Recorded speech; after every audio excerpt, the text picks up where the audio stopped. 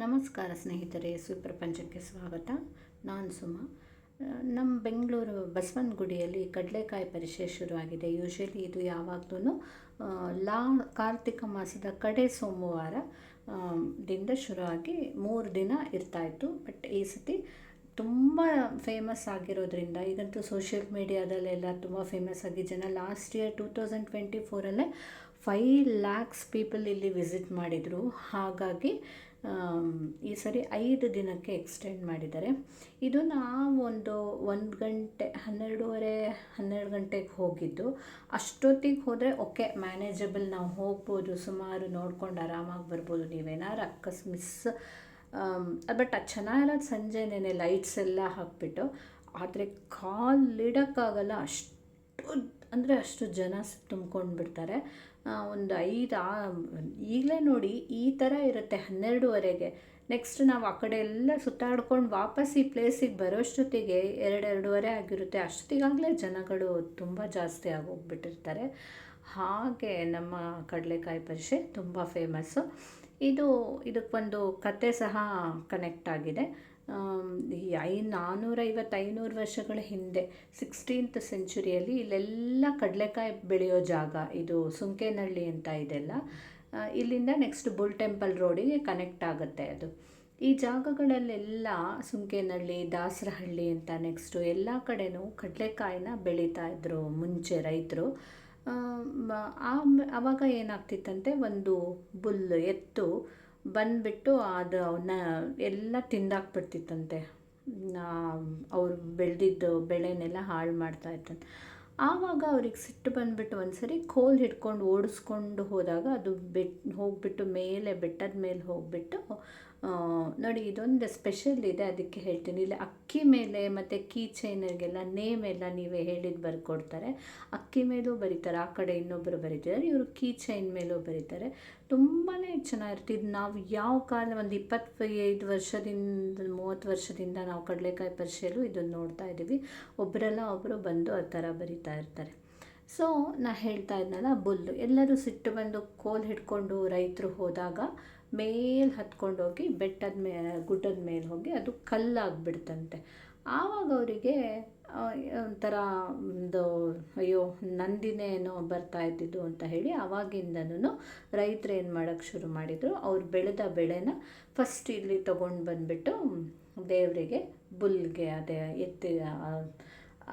ನಂದಿಗೆ ಅರ್ಪಣೆ ಮಾಡಿಬಿಟ್ಟು ಆಮೇಲೆ ವ್ಯಾಪಾರ ಶುರು. ಹಾಗಾಗಿ ಈಗಲೂ ಸಹ ಇಲ್ಲಿಗೆ ರೈತರು ತಮಿಳ್ನಾಡು, ಆಂಧ್ರ ಪ್ರದೇಶ್ ಎಲ್ಲ ಕಡೆಯಿಂದನೂ ಸಹ ಬರ್ತಾರೆ. ಹಾಗೆ ಕಡಲೆಕಾಯಿ ವ್ಯಾಪಾರದ ಜೊತೆ ಈ ರೀತಿ ಎಲ್ಲ ಥರದ್ದು ಯಾವ ವೆರೈಟಿ ಕಿವಿಗಳು, ಗೊಂಬೆಗಳು, ಟಾಯ್ಸ್ ಇರುತ್ತೆ, ಏನೇನೋ ಸ್ಟ್ಯಾಚ್ಯೂಗಳು.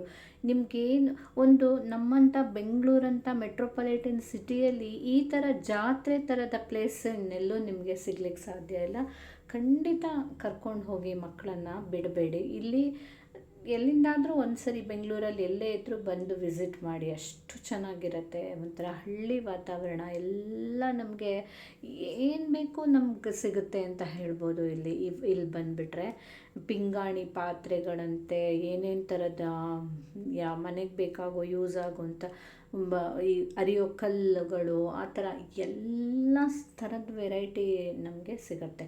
ಇಲ್ಲಿ ಪಕ್ಕದಲ್ಲಿ BMS ಕಾಲೇಜು ಎಲ್ಲ ಇರೋದ್ರಿಂದಂತೂ ಮಧ್ಯಾಹ್ನ ಆಗ್ತಿದ್ದಂಗೆ ಬರೀ ಸ್ಟೂಡೆಂಟ್ಸೇ ತುಂಬ್ಕೊಂಡು ಬಿಡ್ತಾರೆ. ಆಮೇಲೆ ಅವರಿಂದನೇ ತುಂಬ ಹೋಗಿಬಿಡತ್ತೆ. ಸೊ ನೋಡಿ, ಎಲ್ಲ ಥರ ವೆರೈಟೀಸ್ ಸಿಗುತ್ತೆ. ಸೊ ಆವಾಗಿಂದನೂ ಈ ರೀತಿ ಅದೇ ಒಟ್ಟಿನಲ್ಲಿ 500-600 ವರ್ಷಗಳ ಹಿಂದಿಂದ ನಡ್ಕೊಂಡು ಬಂದಿರೋವಂಥ ಒಂದು ಪ್ರತೀತಿ ಅಂತಲೇ ಹೇಳ್ಬೋದು. ಆಗಿಂದ ಈಗಲೂ ಸಹ ಹಾಗೆ ಬೆಳಿಗ್ಗೆ ಇಲ್ಲಿ ಮೊನ್ನೆ ಸೋಮವಾರ ಬೆಳಿಗ್ಗೆ ನಂದಿಗೆ, ದೊಡ್ಡ ಗಣೇಶನಿಗೆ ಆವಾಗಿನಿಂದಲೇ ಇದಕ್ಕೆ ಬಸವನಗುಡಿ ಏರಿಯಾ ಅಂತ ಬಂದಿದ್ದು.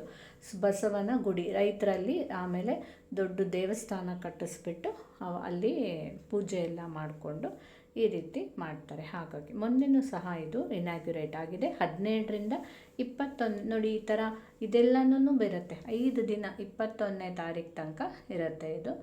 ಸೊ ಈಗಾಗಲೇ 3ನೇ ದಿನ, ಇನ್ನು 2 ಡೇಸ್ ಆದರೂ ಇರುತ್ತೆ. ನೈಟ್ ಹೋಗಿಬಿಟ್ರೆ ಲೈಟ್ಸ್ ಎಲ್ಲ ಮೈಸೂರು ದಸರಾಗೆ ಲೈಟಿಂಗ್ ಮಾಡಿರೋರನ್ನೇ ಕರೆಸಿ ಈ ಸರಿ ಲೈಟಿಂಗ್ ಮಾಡಿಸಿದ್ದಾರೆ. ಸೊ ಹಾಗಾಗಿ ತುಂಬ ಚೆನ್ನಾಗಿರುತ್ತೆ. ನಾನು ಟ್ರೈ ಮಾಡಬೇಕು, ನಾಳೆ ನಾಡಿದ್ರಲ್ಲಿ ಏನಾದರೂ ಹೋಗ್ಲಿಕ್ಕಾಗತ್ತಾ ಅಂತ ನೋಡಬೇಕು. ಸೊ ಒಂದು ಸರಿ ಹಗಲಲ್ಲಿ ನೋಡ್ಕೊಂಡು ಬಂದುಬಿಡೋಣ ಅಂತ ನಾನು ಮೊನ್ನೆ ಹೋಗಿದ್ದೆ.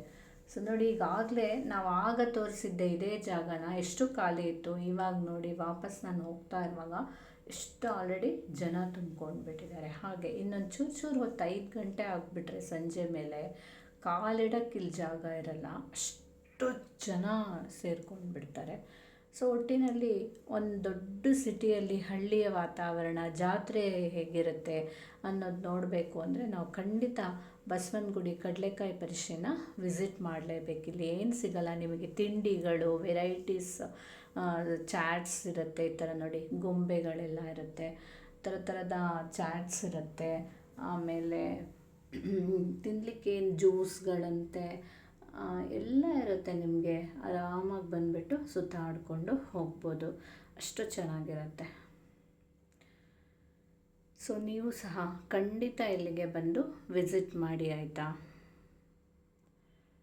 ಇದು ಕೊನೆಗೆ ನಮ್ಮ ರಾಮಕೃಷ್ಣಾಶ್ರಮಕ್ಕೆ ಹೋಗೋ ರೋಡು, ಇದು ಬುಲ್ ಟೆಂಪಲ್ ರೋಡಲ್ಲಿ, ಅಲ್ಲಿವರೆಗೂ ತುಂಬ ಚೆನ್ನಾಗಿರುತ್ತೆ. ಈ ಕಡೆ NR ಕಾಲೋನಿ ಆ ಕಾಮತ್ ಹೋಟೆಲ್ವರೆಗೂ ಬಂದರೆ ಈಚೆ ಇಲ್ಲಿ ರಾಮಕೃಷ್ಣಾಶ್ರಮದವರೆಗೂ ಗಾಂಧಿ ಬಜಾರ್ ಆ ಕಡೆ ಎಲ್ಲ ರೋಡ್ಗಳು ಎಲ್ಲ ತುಂಬ್ಕೊಂಡ್ಬಿಟ್ಟಿರುತ್ತೆ. ಈ ಥರ ಅಷ್ಟು ಎಲ್ಲ ಕಡೆ ರೋಡು ಕವರ್ ಆಗಿಬಿಟ್ಟಿರುತ್ತೆ. ಹೀಗೆ ವೆರೈಟಿ ಸ್ಟಾಲ್ಗಳಲ್ಲಿ ಒಂದು ರೋಡ್ ಅಂತಲ್ಲ, ರೋಡಲ್ಲೂ ಎಲ್ಲ ಎಷ್ಟು ಚೆನ್ನಾಗಿ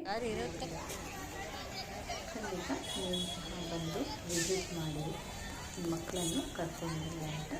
ಹಾಗೆ ಲೈಕ್ ಮಾಡಿ, ಶೇರ್ ಮಾಡಿ, ಕಮೆಂಟ್ ಮಾಡಿ, ಸಬ್ಸ್ಕ್ರೈಬ್ ಮಾಡಿ.